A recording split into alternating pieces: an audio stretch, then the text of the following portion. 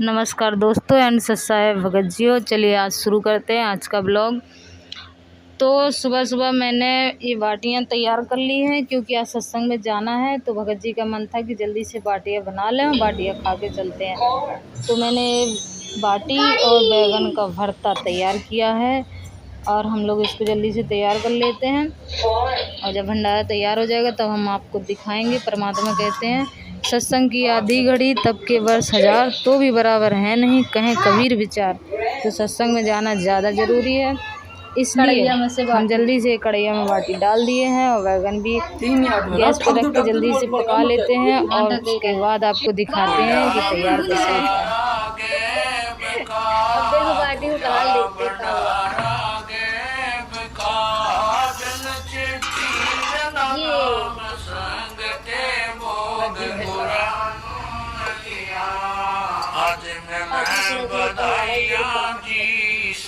तेरे पर एक दास भिखारी आया है, भक्ति की भिक्षा दे दी जो उम्मीद कटोरा लाया है। भक्ति की भिक्षा दे दी जो उम्मीद कटोरा लाया है।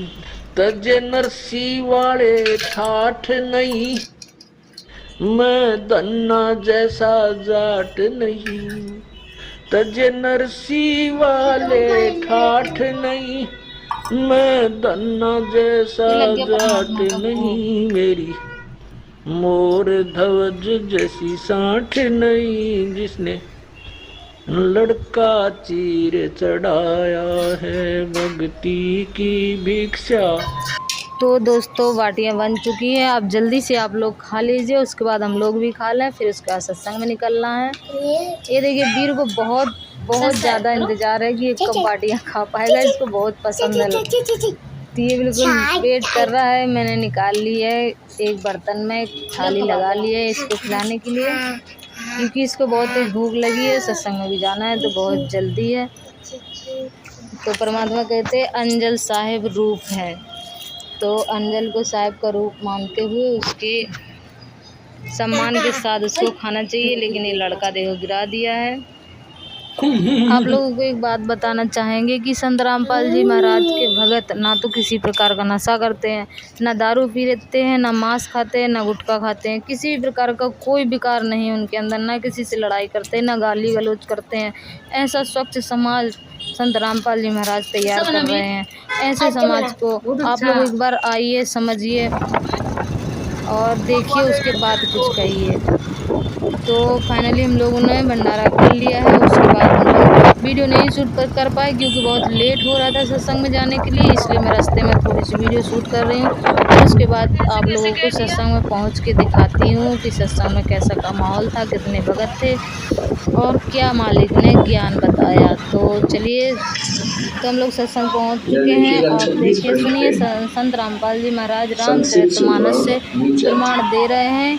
अब ये काल संतोषी रूप में खड़ा क्या कह रहा है, पुत्रों तुम दोनों ने तपस्या करके प्रसन्न हुए मुझ परमेश्वर से सृष्टि और सतिथि नामक दो कर्म प्राप्त किए, ये तुमको बहुत प्रिय है। अब देखो ये तो दो तय हो गए ब्रह्मा और विष्णु, और फिर क्या कहता है, इसी प्रकार मेरी विभूति स्वरूप रुद्र और महेश्वर ने, ये मैं गलत लिखा है, दो अन्य उत्तम।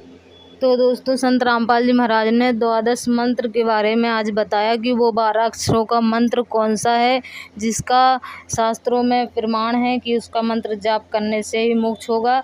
और रामचरितमानस से दिखाया कि मनु और शत्रुपा भी इसी 12 अक्षर के मंत्र का जाप करते थे, जो संत रामपाल जी महाराज आज वर्तमान समय में भक्त समाज को प्रदान कर रहे हैं।